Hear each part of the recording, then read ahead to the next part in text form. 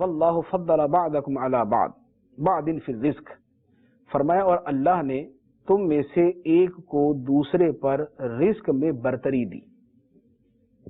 کسی کو اللہ نے زیادہ رزق عطا فرمایا، کسی کو تھوڑا رزق عطا فرمایا. تو جن لوگوں کو رزق کی برتری دی گئی وہ اپنا رزق اپنے غلاموں باندیوں پر نہیں لوٹاتے کہ کہیں وہ غلام باندیاں اس رزق میں ان مالکوں کے برابر نہ ہو جائیں.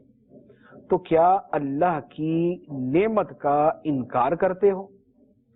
یہاں جو فرمایا گیا، اس مثال کو تھوڑا سا وضاحت کرنے کی حاجت ہے. وہ یہ ہے، اللہ تعالیٰ فرماتا ہے کہ اللہ تعالیٰ تم میں ایک کو دوسرے سے زیادہ رزق عطا فرماتا ہے. جیسے ایک کو 1 کروڑ روپیہ دے دیا، دوسرے آدمی کو کچھ بھی نہیں دیا. اب جس کے پاس 1 کروڑ روپیہ ہے اس کے بہت سارے نوکر غلام ہیں، تو کیا کبھی ایسا ہوتا ہے کہ ایک آدمی بولے کہ میرے 5 غلام ہیں تو لہذا سب کو میں جو ہے وہ 20-20 لاکھ روپیہ دے دوں اور سارے میرے برابر ہو جائیں؟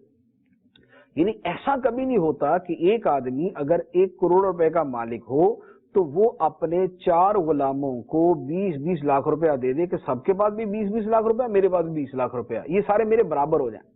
فرمایا ایسا نہیں ہوتا، تمہاری فطرت کے خلاف ہے، تمہاری نیچر کے خلاف ہے کہ تم میں اتنا جو ہے وہ جی دار اور اتنا جو ہے وہ ہمت اور حوصلے والا ہو.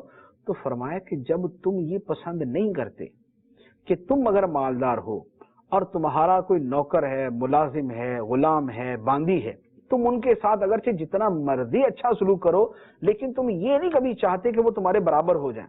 تو فرمایا کہ جب تم اپنے غلام باندیوں کو اپنے برابر قرار دینا پسند نہیں کرتے تو اللہ جو خالق ہے، مالک ہے، رازق ہے، اس کی مخلوق کو تم خدا کے برابر کیسے قرار دیتے ہو؟ اپنے لیے تو تھوڑی سی رقم کے اندر بھی تم کسی کو اپنے برابر قرار دینا پسند نہیں کرتے، تو وہ جو جس نے ساری کائنات کو پیدا کیا، جس کے خزانے لامتناہی ہیں، جو ہمیشہ سے دیتا آ رہا ہے اور ہمیشہ دیتا رہے گا، وہ اتنی عظمتوں والا خدا جو ہے، تم یہ عام سی مخلوق کو اس خدا کے برابر کیسے قرار دیتے ہو؟ بتوں کو جو بے جان ہیں، جو کچھ بھی نہیں ہے، انہیں تم خدا کے برابر کیسے قرار دیتے ہو؟